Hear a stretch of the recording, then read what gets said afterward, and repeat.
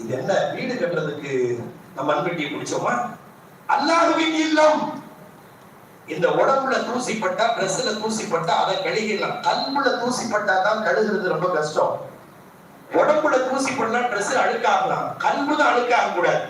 நீங்க என்ன பெரிய பாக்கியத்தை நீங்க எழுந்துட்டீங்க தெரியுங்களா? அல்லாஹ்வின் இல்லத்திற்கு இப்போது பட்டிருக்கிற இந்த தூசி உங்கள் உடம்பில் பட்டிருந்தால் அந்த தூசிப்பட்ட இடத்தை நரகநெருப்பு தொடாது. அந்த பாக்கியத்தை நீங்க இழந்துட்டீங்களே, இதை பத்தி உங்களுக்கு யோசனையா வரலையா அப்படின்னு கேட்டார். அதன் பிறகுதான் எனக்கு சிந்தனை யோசனையை வச்சு இப்படி ஒரு பாக்கியத்தை நான் எழுந்துட்டேன். ஆகவே சொல்ல வருகிற செய்தி, அல்லாஹ்வின் இல்லத்தின் தொடர்பில் ஒரு கூட்டு பெருக்குகிற பெண்மணிக்கு அந்த பாக்கியம் கிடைத்திருக்கிறது என்றால், அல்லாஹ்வின் இல்லத்தின் விஷயத்தில், மஸ்ஜிதின் விஷயத்தில், உலகத்தின் எந்த மஸ்ஜிதாக இருந்தாலும் அதை தூசியை அகற்றுகிற விஷயத்தில் கூட நமக்கு ஒரு கண்ணியம் நமக்கு உள்ளத்தால் உணரப்பட வேண்டும் என்பதற்காக செய்திகளை உடைய கவனத்திற்கு கொண்டு வரப்படுகிறது. எனவே அல்லாஹ்வின் இல்லம் உருவாக்கிவிட்டது, இது ஆபாதாக்கப்பட வேண்டும். வலிமார்களின் தொடர்பில் இந்த மஸ்ஜித் உருவாக்கப்பட்டு விட்டது. நான் மீண்டும் நினைவுபடுத்துகிறேன், ஷேக் அப்துல் காதர் வலியுல்லாஹ் இப்போது கேட்டுக் கொண்டிருக்கிறார்கள், இதை பார்த்துக் கொண்டிருக்கிறார்கள்.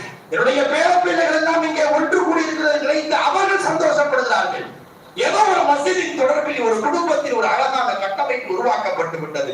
கருத்து முரண்பாடு இல்லாமல் தெளிவாய் பயணிப்பதற்கு அல்லாஹ் நமக்கு தௌஃபீக்கை தருவானாக. ஏனென்று சொன்னால், ஒரு மஸ்ஜித் என்று உருவாகிற போது ஆளுக்கு ஒரு சில கருத்துக்களில் லேசான சில வித்தியாசங்கள் இருக்கலாம். ஆனால் அதற்குள் எங்கும் நப்சு சைத்தானுடைய தூண்டுதல் தூண்டப்பட்டு நான் பெரியவரா நீ பெரியவரா இது போன்ற இந்த ஈகோ பிரச்சனைகள் நிறைய மஸ்ஜிதுடைய வளர்ச்சிக்கு மேம்பாட்டுக்கு ஒரு காரணமாக அமைந்துள்ளது அல்லவா? அது போன்று ஏற்படாமல் நாம் உருவாக்கிய பெருமக்கள், இதற்கு துணை நின்றிருக்கிற பெருமக்கள் நாம் யார் என்பதை கவனத்தில் வைக்க வேண்டும். ஷேக் அப்துல் காதர் வலியுல்லாஹ்வுடைய பேர பிள்ளைன்னா அவங்க ரத்தம் ஓடுது மட்டும் அல்ல, நீங்கள் கொஞ்சம் கொஞ்சமா மேல போய் பாருங்க, ரசூலுடைய ரத்தம் நம்முடைய உடம்பில் பாய்ச்சப்பட்டிருக்கிறது. அந்த ரத்தத்திலே எந்த விதமான கலங்கும் ஏற்படாமல் நடந்து கொள்ள வேண்டிய பொறுப்பு இந்த தர்காவுடைய பொறுப்பாளர்கள், மஸ்ஜிதின் பொறுப்பாளர்களுக்கு உண்டு. ஏன்னா மற்றவர்களை விட மற்றவங்க வேற, அகல பைத்து வேறதான்.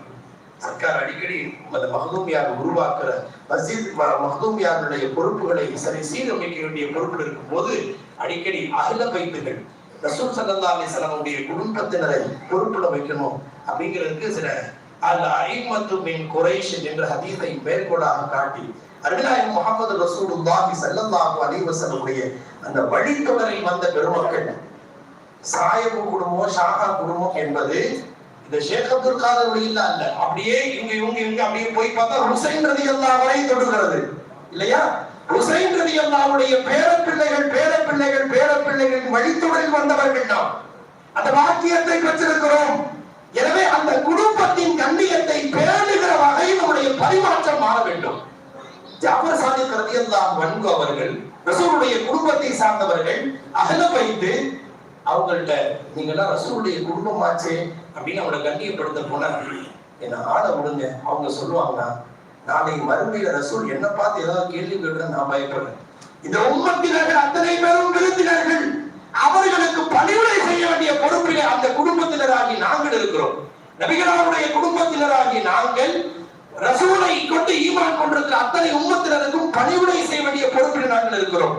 அந்த பொறுப்பில நாங்கள் ஏதாவது தவறு செய்து விட்டால், என்ன என் குடும்பம்னு உங்களை விட்டு வந்தனே, இப்படி நடந்துட்டீங்களேன்னு சொல்லி எங்களிடத்தில் என்னுடைய பாட்டனாரில் கேள்வி கேட்டால் அதற்கு பதில் இல்லையா என்று நான் தவித்துக் கொண்டிருக்கிறேன். நான் அந்த பார்வையை பார்க்கிறேன் ஜாஃபர் சாதிக் ரலியல்லாஹு அன்ஹு.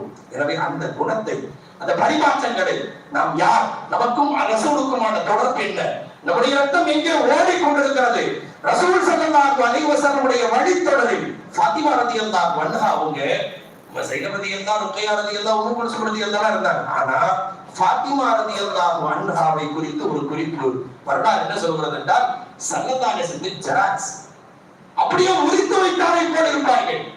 ஹஸன் ரலியல்லாஹு, ஹுசைன் ரலியல்லாஹுல தலையிலிருந்து நெஞ்சு வரைக்கும் ஹஸன் ரலியல்லாஹு அப்படியே ஸல்லல்லாஹு அலைஹி வஸல்லம் போலவே இருப்பார்கள். நெஞ்சில இருந்து கால் வரைக்கும் ஹுசைன் ரலியல்லாஹு ரசூலை போலவே இருப்பார்கள். அப்படியே ரெண்டு பாதியாக பிரித்து வைக்கப்பட்டதை போல நபி ஸல்லல்லாஹு அலைஹி வஸல்லம் நகல்களாக அவர்கள் இருந்தார்கள். அப்போ ரசூலுக்கு பிறகு ஸல்லல்லாஹு அலைஹி வஸல்லத்தை பார்க்க முடியவே இல்லையே என்கிற ஏக்கம் யாருக்கெல்லாம் இருந்ததோ அவர்கள் எல்லாம் ஹசன் ரலியல்லாஹு, ஹுசைன் ரலியல்லாஹு பார்த்து ரசூலை பார்த்த பேரின்ப